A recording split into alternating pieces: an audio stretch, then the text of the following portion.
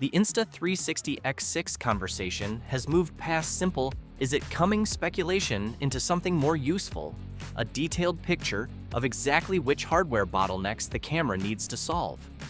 Between the certification filings, the consistent pattern across multiple leak sources, and a direct look at what the X5 can and cannot do, the shape of the X6 is becoming clearer.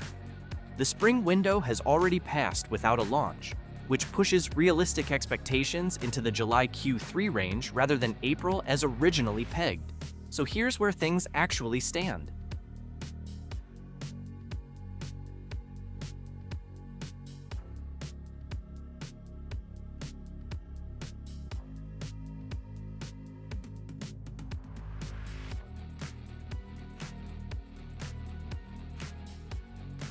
Three regulatory databases now confirm the existence of a device that nobody has formally introduced.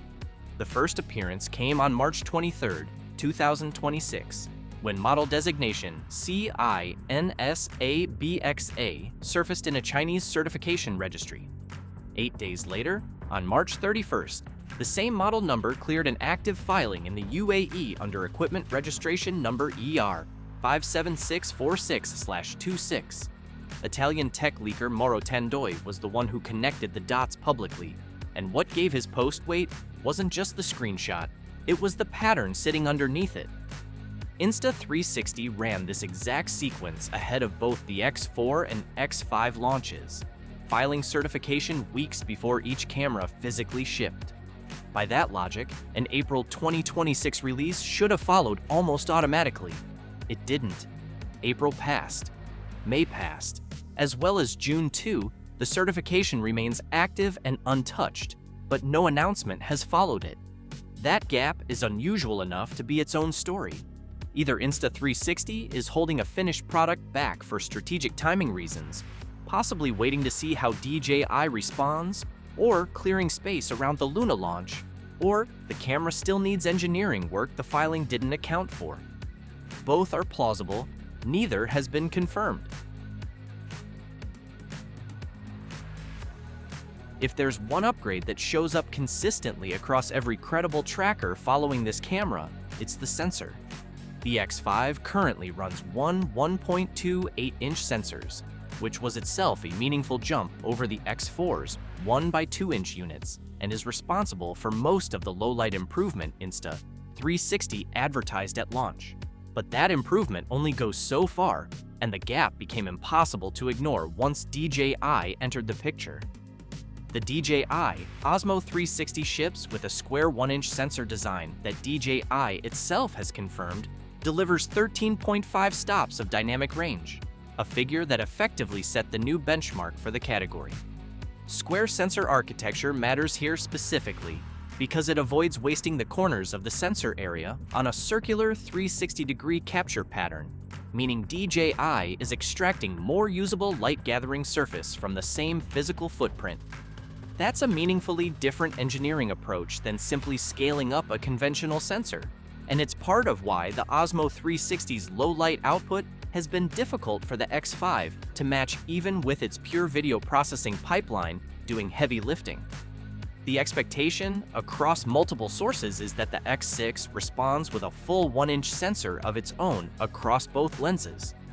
Whether Insta360 follows DJI's square sensor approach or sticks with a more conventional circular design remains unclear, but the underlying goal is the same either way: close the dynamic range gap and make low-light shooting a strength again, rather than a known weak point.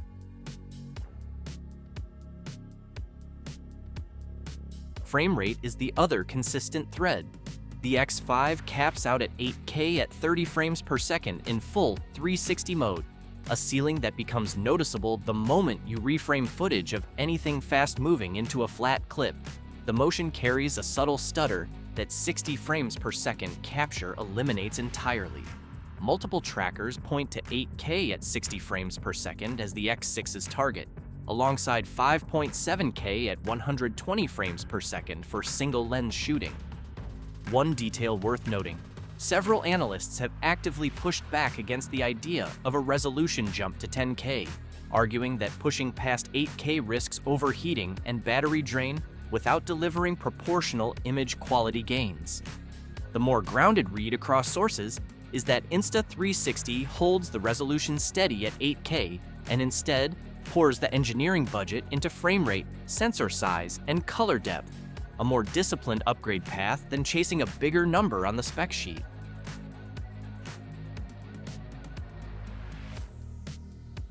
That color depth upgrade is the third pillar of the leak set, and it's arguably the most consequential for serious creators. The X5's processor architecture caps out at 8-bit color, a hard ceiling rather than a software limitation, which means even the most careful grading work in Premiere Pro or DaVinci Resolve eventually runs into banding once you push shadows or skies. A move to 10-bit color on the X6 would quadruple the available tonal gradation per channel, putting it in line with what the Osmo 360 already offers through its D-Log-M profile. Alongside this, expect a new processor and a battery in the 2,600 to 3,000 mAh range, aimed at pushing past the X5's roughly 80-minute 8K thermal ceiling toward 100+ minutes of continuous recording. The intriguing aspect of this story isn't the X6, but rather the developments around the Osmo 360. DJI continues to treat it as an active product, with a major Mimo app update introducing pro color grading presets, a sports training dashboard, and expanded aspect ratios. A separate firmware release enabled 9:16 vertical recording, native live streaming, and an adaptive tone mode for bright, high-contrast landscapes. These updates keep the Osmo 360 feeling current, contrasting with the static nature of the X5. GoPro's Max 2 hasn't moved much either, holding its position at $499 with strong daylight color science and a genuine 8K at 30 frames per second claim, but it remains without 10-bit recording and still runs into thermal throttling during extended sessions, limitations that haven't changed since launch. Insta360 itself, meanwhile, has been visibly busy elsewhere. The Luna Ultra and Luna Pro made appearances at NAB and later at a dedicated event with Leica and Wetzlar. The new Mic Pro wireless microphone just shipped, and co-founder Max Richter has been dropping hints without confirming anything about a future move into traditional interchangeable lens photography. Attention, in other words, has clearly been elsewhere this quarter.